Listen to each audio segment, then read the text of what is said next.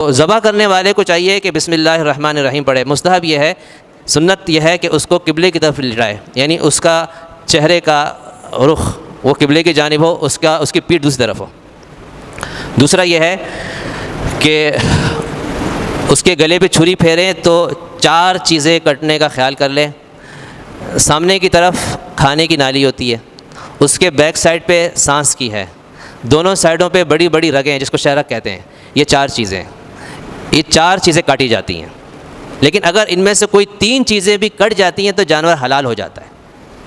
اگرچہ سنت ہے کہ 4 کاٹے، لیکن اگر کوئی 2 کٹیں گی تو حلال نہیں ہوگا. بعض لوگ اتنا کاٹتے ہیں کہ وہ پیچھے تک لے جاتے ہیں، بس یہ 4 آرام سے کٹ جاتی ہیں. یعنی اگر آدمی چھری چلائے گا نا زور لگا کے بھی، تو پہلی دفعہ چلانے میں یہ 4 کٹ جاتی ہیں. اس کا خیال آدمی سمجھتا ہے کہ شاید نہیں کٹی ہیں، پتہ نہیں وہ چلاتا ہی رہتا ہے. پھر وہ جو کسائی ہوتے ہیں وہ کہتے ہیں اور چلاؤ، یہاں سے چلاؤ، وہاں چلاؤ. کوئی ضرورت نہیں ہے، آرام سے کٹ جاتی ہے. نظر آ رہا ہوتا ہے کہ 4 کٹ گئی ہیں. اگر اس کو کاٹ کے گلے کو، گردن کو الگ کر دیا، اتنا اس نے چلایا، اتنا جو ہے نا وہ جوش میں آ گیا کہ بس چلاتے چلاتے وہ گردن ہی کاٹ دی، تو جانور حلال پھر بھی ہو جائے گا. ایسا کرنا تو جائز نہیں ہے، مکروہ ہے، لیکن جانور حلال ہو جائے گا. اچھا، جب لٹائے بسم اللہ پڑھنے سے پہلے ایک دعا ہے، وہ دعا پڑھ لے، مستحب ہے. انی وجہت وجہی للذی فطر السماوات والارض حنیفا وما انا من المشرکین ان صلاتی ونسکی ومحیای ومماتی للہ رب العالمین لا شریک لہ بذلک امرت وانا اول المسلمین. یہ پڑھے، اس کے بعد بسم اللہ اللہ اکبر کہہ کر ذبح کرے. اگر 2 آدمی ذبح کر رہے ہیں، کسائی بھی ہے اور جو جانور جس کا وہ بھی ہے، دونوں مل کے اگر ذبح کر رہے ہیں، دونوں نے ہاتھ سے چھری پکڑی ہے، تو دونوں پر بسم اللہ پڑھنا ضروری ہے. اگر ایک پڑھے گا ایک نہیں پڑھے گا، جانور حلال نہیں ہوگا.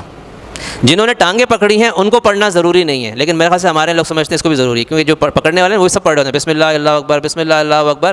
تو ان کے ذمہ کوئی ضروری نہیں ہے، صرف ذبح کرنے والے کے ذمہ ضروری ہے. ہاں، ویسے آدمی تلقین کرنے کے لیے اونچی آواز میں کہہ دے تاکہ ذبح کرنے والے کو یاد آ جائے، ایسا نہ کہ بھول جائے گھبراہٹ میں.